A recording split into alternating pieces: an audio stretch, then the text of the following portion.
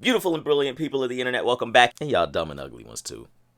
I'm not going to waste any time. I'm going to be talking about the second episode of the second season of The Mandalorian. That's when they smile in my face. Whole time they wanna take my place. Whole time they wanna take my place. Yeah. Hit that subscribe button and then gain an extra life by hitting that victory bell as well.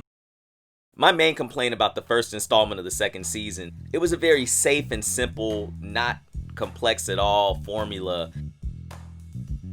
Just a very meh kind of way to bring in the second season. The second episode, however, much better. So yeah, we still have a lot of those screenshotable, shareable Baby Yoda opportunities. But in there showed me a lot. One of the things I've always liked about Star Wars, and something I even like about Star Trek, world building.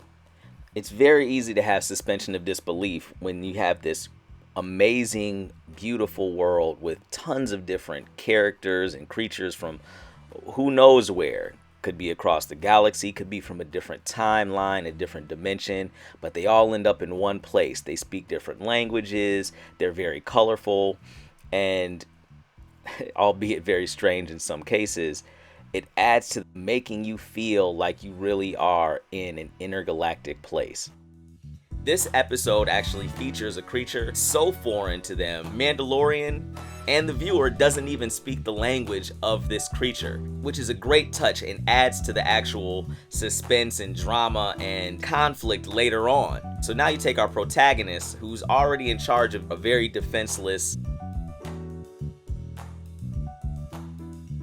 somewhat defenseless child, and then you put them with another character, which is a creature from another species that doesn't speak his language and is very different than the Mandalorian, and then you put them in a situation that is not the best situation for them to be in. As the story progresses, the language barrier, and met with a couple of funny things going on in the background, added extra stakes to what was going on. As the rest of the episode goes on, this increases, which makes it much easier for me to be on the edge of my seat, rooting for the hero, hoping that things go right for this other creature. Much better suspense.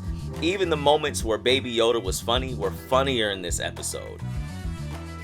It seemed a lot less like a boring lack of effort on behalf of the writers and the direction like the first episode. And I could really see the effort. I could really see the writing. I will say one thing though about the first episode that I didn't mention. They pay a lot of attention to detail. If you are a true Star Wars fan and you pay very close attention, you will see how much detail they really put into, let's call them surprises. You'll see how much detail they put into some of those surprises and callbacks. But this is about the second episode. The pace was much better. The action was much better. There was a much greater sense of suspense and urgency in this episode than I saw in the first one. The first episode made me really wonder what brought me back to this series other than just nostalgia. This episode showed me exactly what George Lucas was known for as far as world building, creatures, characters, even the fake language, the camaraderie, even the jokes were really good and not too far over the top. So if this is the very last review that I do for a while of The Mandalorian Season 2, I just want to say that it definitely redeemed itself on this episode versus the first one. Because if anybody'd asked me after that first episode where to go for space, drama, adventure, excitement, action, things like that, I would have said start watching Star Trek Discovery immediately. I mean, it's lit. But that's it. I just wanted to post this really quick mini review for you. Love you very much. Have a great one.